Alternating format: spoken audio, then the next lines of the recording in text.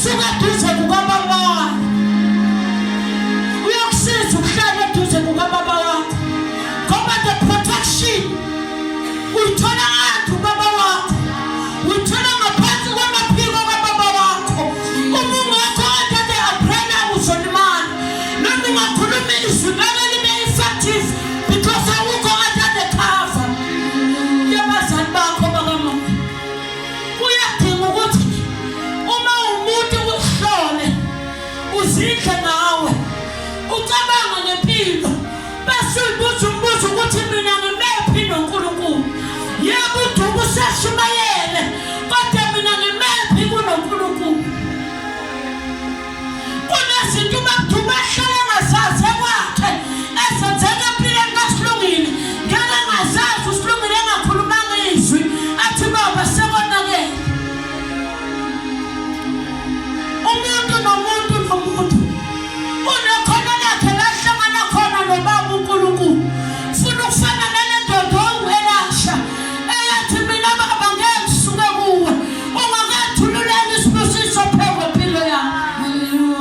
Athi weLisha anginawo mina amandla okuthululela isibusiso phezu kwakho ngoba lokho kucela kungaphezu kwami. Anginawo amandla okukunikeza lokho. Kodwa ngiyamthanda uElisha ngoba kwakuyindoda e-obedient kunalokhu babe sekhulumile ukuba kwakuyisilungile kwayisoduba. But ngoba kwakuElisha wathi ngizolalela ukuthi ubaba wami uthini. Bahleka abantu ngoba vele bazohleka ukuthi ulandela ubaba wakho uyahamba uzokushiya wena uzosala wedwa.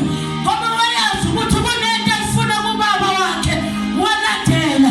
Ngisho sehleko uma behamba bawabhida wey'ntathu bayoqala eBhethel uthi sala Elisha uthi uElisha ngikwazi mina ukusala kuwe baba. Nawufa khona ngiyofa khona. Uhamba nawe eBhethel uyedlulela udlulela futhi kwenye indawo ebizwa ngeJerikho.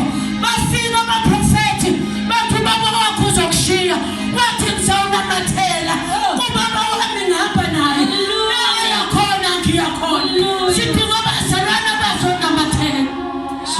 Udlulela eJordani uma ungadluli nokuba noma ungahamba noluthi wedlula eJordani ngeke udlule eJordani. But eJordani nabantu baye abakudlula kuwo bayamtshela ukuthi ubaba wakhona kuhlashe okugcina umbono uthi akunandaba ngizohamba nobaba wami noma kunjalo. Ulandela ubaba wakhe. Sidinga abantu abazolandela uElisha 2 balandela umfundisi uDumo ngoba kunamandla abazobathola ezwini kaNkulunkulu. Ithi ndoda ubaba uyojampa iJordani nami ngihamba naye. Bathola ukuthi iJordani umfula ugcwele and lo mfula uma ugcwele ngeke bakwazi ukuvela bajampe thebe ngoba jampela bakhumbuza uMoses ukuthi uMoses naye wafika olwandle waphakamisa induku lavuleka abantu bawela. Wenze njalo noElisha wakhulumula ingubo ayigqokile wafika washaya amanzi avuleka.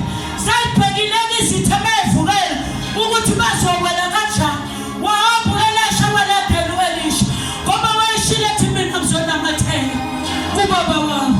Bababhekile betshela umzala noma ngajampa ngeke zabuye ngoba uyihle vele uyahamba baqala bahlele babhekile bamile entabeni wajampa naye. Babejampela ngaphesheya zafika iy'ngane zasezulwini kwafika umlilo wabahlukanisa phakathi. Wahamba uElisha yasala ingubo kaElisha wathi mayekhala uElisha ethi baba washo ukuthi uEliya usehambile. Into ezoqhamuka kimi nguElisha ngangizothi kodwa ngizolwana kanjani iJordani ubaba engasekho. But ngoba wayazi ukuthi kunento ayicelile kubaba wakhe asale nayo and siphinde kabili wathatha ingubo wahamba waya emfuleni wakhumbula ukuthi ubaba washaya ingubo wavuleka umfula washaya ingubo wavuleka umfula wedlula. Kodwa izitha zakhe ayiqedanga ukuhleka zabuya kuye futhi again zathi ubaba wakho uhambile. Ongenzeka ukuthi ubaba wakho wele entabeni ngale oluwele kuphi thumela amadoda ayomfuna uthi le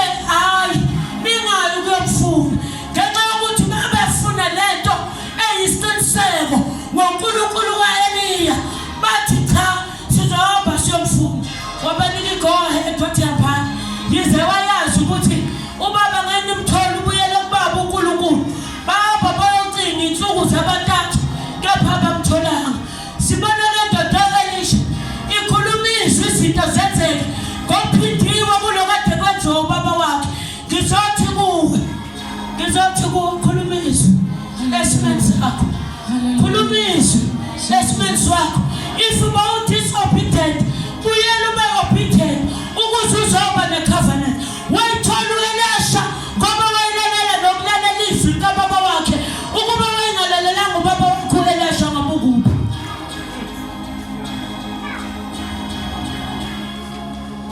Ukulalela uNkulunkulu uyahlabelela uncandeni athi ukulalela uNkulunkulu ubiza ukuphila kwethu. Bahlabelela obaba uNtunga, bahlabelela iculo. Mangabe sekwenzeka izimo abangena kuzo bakhohle ukuthi bebethe ukulalela uNkulunkulu kubiza ukuphila kwabo. Sidinga abantu abazothi behlabelela babe be-understand ukuthi bacula ngani. Uma behlabelela badumisa abantu uma behlabelela. Ngoba uma behlabelela bakhuluma izwi abantu baphile. Ngoba indlela bakhuluma ngayo izwi. Abanye izwi labo bakhuluma emthandazweni. Abanye izwi labo bakhuluma bebodwa emakamela abo. But izwi malibe effective under the covering. Under the covering. Uma ungekho under the covering, there's nothing that you can do. Ask me, I will tell you. Sidinga abantu abazolalela uNkulunkulu. Kunzima ukulalela uNkulunkulu. Kuhamba nama-challenges of good. Ozongena kuyibona ngathi ushayile emhlabeni abasabona abantu. Obaba uNtunga abasasondela nokusondela eduze kwakho. Kanti uNkulunkulu ufuna ukuthi ube wedwa ukuze uzomazi ukwisimo kuso